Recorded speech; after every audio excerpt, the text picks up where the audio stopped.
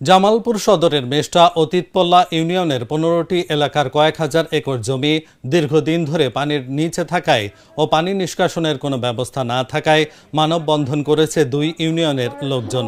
সোমবার সকালে মেষ্টা ইউনিয়নের জালিয়ার পারে এই মানববন্ধন হয়।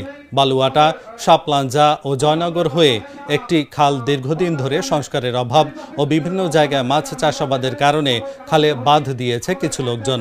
ফলে এসব এলাকার পানি ওই খাল দিয়ে নামতে না পারায় দীর্ঘদিন পানি আটকে থাকায় কয়েক হাজার একর জমি অনাবাদি হয়ে আছে। খালটির সংস্কার হলে এই এলাকাগুলোতে পানি নিষ্কাশন সহজ হবে।